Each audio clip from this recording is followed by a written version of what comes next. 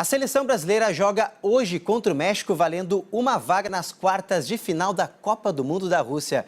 E é para lá que nós vamos conversar ao vivo com Bruno Vicari, que está na cidade de Samara, palco da partida. Bom dia, Bruno. Tudo certo para mais esse jogo decisivo aí para a nossa seleção? Tudo bem, Cássio? Um ótimo dia para vocês aí, uma ótima segunda-feira para quem está acordando agora, então uma ótima semana para todo mundo. Aqui, olha, meio-dia agora, meio-dia e 1 minuto. Tá um calor, Cássio, mas um calor que você não imagina. Aqui 32 graus. Aí você pensa assim, tudo bem, o jogo é mais tarde, é 6 horas daqui, né? Ah, então o sol já vai estar baixando, vai estar mais tranquilo. Não, se você pensou assim, você está errado. Vai estar ainda mais quente, porque 6 horas... O sol parece que fica mais alto, mais a pino ainda. E aí vai estar mais quente, 33 graus na hora do jogo, viu, Cássio? Vai ser duro, viu, pra turma correr lá, mas vai ter que correr muito. Não, eles vão suar em dobro, né, Bruno? Eu tô vendo aí, né, um visual bonito, de camisetinha. Onde é que tu tá aí pra gente? É isso.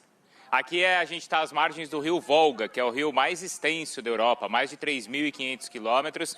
E tem até uma praia assim improvisada, o pessoal curte bastante. Ontem, domingo, a praia aqui, entre aspas, estava lotada, o pessoal curtindo bastante. Então aqui tá um clima bem gostoso também, ou muito calor, mas quem pode vir aqui para a praia, vir para o rio, aproveita sim. Mas muito bem, por causa desse calor todo, tem também acaba tendo uma influência muito grande na seleção brasileira. Isso envolve uma lateral, a lateral esquerda, envolve o Marcelo. Todo mundo lembra que o Marcelo saiu logo no início do último jogo contra a Sérvia, contundido com um problema nas costas, um problema muscular.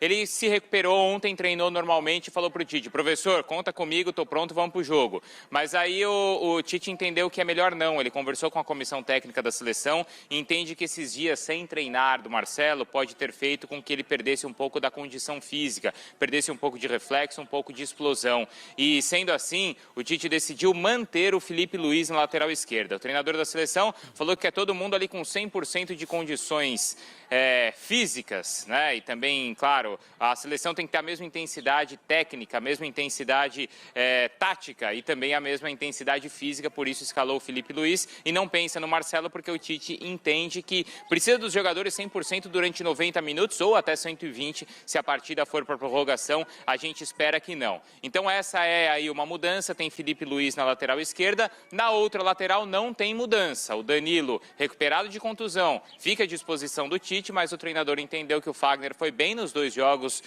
onde atuou, na partida contra a Costa Rica e na partida contra a Sérvia, e o Fagner, lateral do Corinthians, está mantido e confirmado para o jogo de logo mais. Cássio.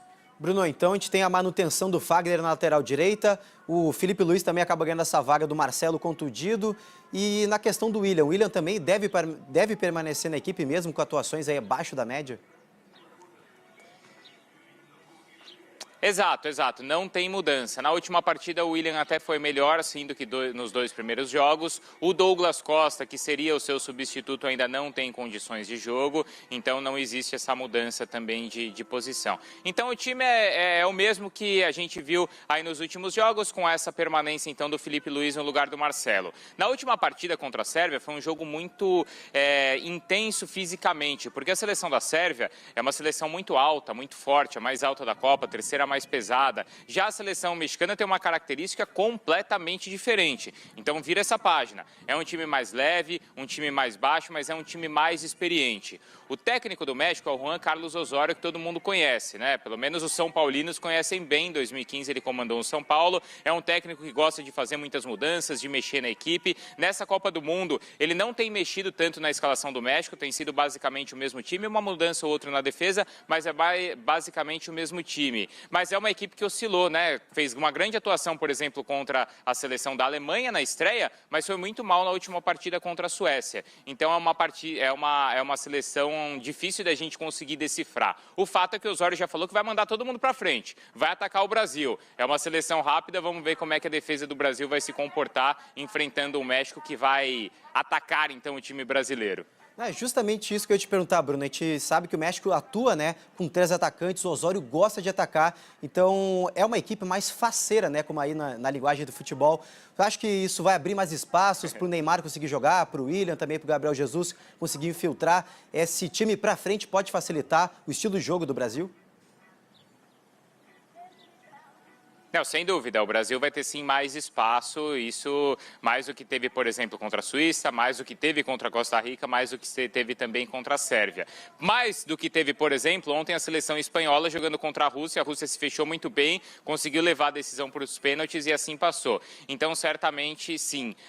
O Osório falou que a característica da seleção dele é aquela, de atacar, então ele não vai mudar por causa do jogo contra o Brasil. Vai ser interessante, sim, a gente acompanhar. O Alisson até deu uma declaração que eu achei bem interessante. O treino foi fechado, os últimos 2 treinos, né? Ontem ainda um período aberto.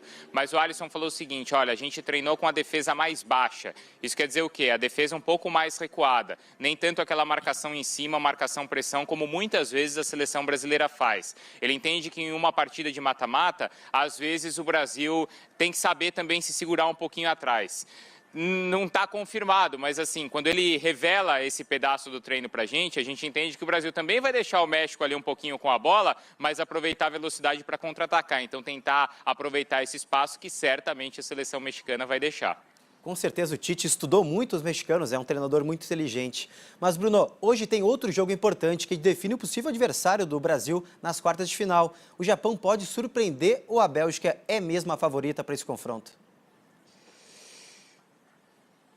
A Bélgica, sem dúvida, é muito favorita para esse jogo. É claro que se acontecer de o Japão passar, vai ser uma surpresa muito grande. A seleção da Bélgica ela tem grandes jogadores que brilham em grandes clubes da Europa. Fez, acho que, uma Copa do Mundo dentro da expectativa em 2014, quando chegou às quartas de final. Muitos imaginavam até que a Bélgica pudesse avançar ou chegar a uma semifinal. Não sei se era aquele momento. Mas, assim, para essa Copa do Mundo, é uma seleção também talentosa, basicamente a mesma geração, e uma seleção mais experiente agora. Então, a expectativa é que essa seja a Copa do Mundo dessa geração belga. Aí acontece o seguinte, se eles passarem pelo Japão e se a seleção brasileira passar também pela seleção mexicana, aí a gente já vai ver esse confronto nas quartas de final. Aí, claro, é jogo grande, jogo muito pesado. Mas vamos deixar isso para depois, né, Cassius? Primeiro a seleção brasileira tem que pensar em passar pelo México e os belgas, claro, também passarem pela seleção japonesa.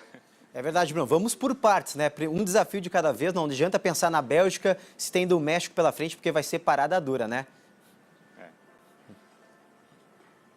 Exato, e acho que a seleção ela tem percorrido um caminho bastante interessante nessa Copa. Ela está em uma ascensão. Se as primeiras partidas as coisas não foram tão bem, primeiro um empate, depois uma vitória sofrida, na última partida a seleção já atuou de uma forma bastante segura, o Neymar também mais concentrado, mais focado, então a gente nota que a seleção brasileira está assim em uma curva ascendente, ao contrário, por exemplo, de outras seleções que começaram com tudo e de repente foram perdendo força. Então o caminho parece ser bem favorável ao Brasil, tomara que essa curva continue assim, ó, subindo, subindo, subindo e só termine lá na sexta estrela. Mas muito bem, vamos ver então como é que a seleção brasileira se preparou e está pronta para o jogo de logo mais, às 11 da manhã aí às 11 da manhã aí, né? Às 11 da manhã aí no Brasil, às 6 da tarde aqui, confronto de mata-mata contra o México. Vamos acompanhar.